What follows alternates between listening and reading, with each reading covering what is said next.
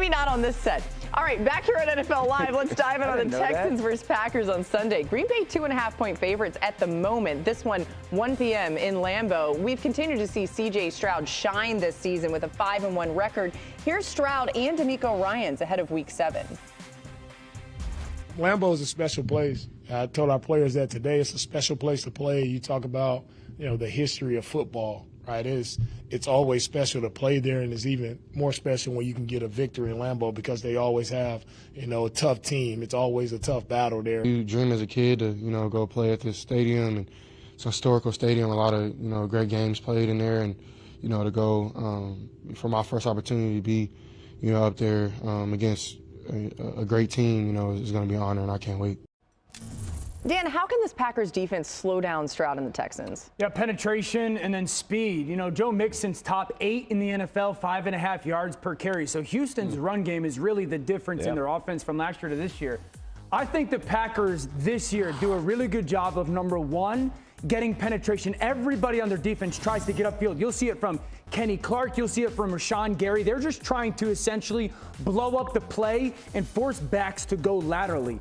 And no matter who it is, they do a really good job of tying that penetration to also setting the edge. I think Rashawn Gary's done a fantastic job of that this year. And then once they force those backs to shuffle their feet, Edgerrin Cooper, who is their draft pick this year, rookie linebacker, his speed and vision at backer has really just started to show up. I don't think Houston can win this game if they're forced to play one-dimensional, as remarkable as C.J. Stroud has been this year. I think this is a good matchup for Green Bay's front seven with the way they penetrate, set the edge, and then Cooper runs to the football.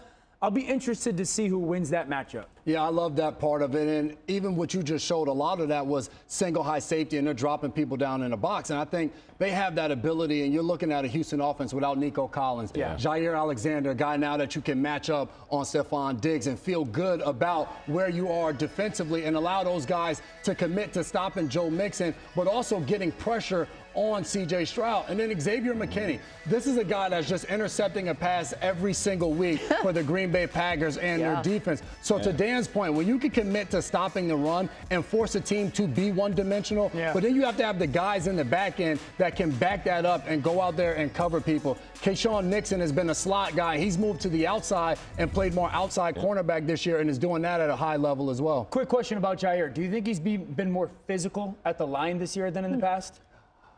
I would say yes, but I think that's always been a part of his game. He's a guy that loves the trash talk, get in your face, and he loves to back it up. So he's a guy you just love to watch compete. So yes, he has been extremely physical. Just going against Marvin Harrison Jr. a week ago, he was unbelievable on the field. Yeah, I think he smelled some blood in the water when he's going against a rookie a little bit. I think there was some Even as good as he is. As good as he is. I think what the Texans have done this year is they've kind of built a blueprint to mitigate against the sophomore slump. They've given him a credible amount of depth, C.J. Stroud, and even though Nico Collins isn't in the lineup, to your point, Mixon is kind of the guy who was going to mitigate that, and it flows into Steph Diggs. You run the football, right, against a Packers defense that is stingy and has a lot of takeaways. It'll set up the play action, obviously set you up on third down, and then Diggs gets to fit in and set up for that number one receiver spot where when Nico was in the lineup, Diggs played mostly in the slot.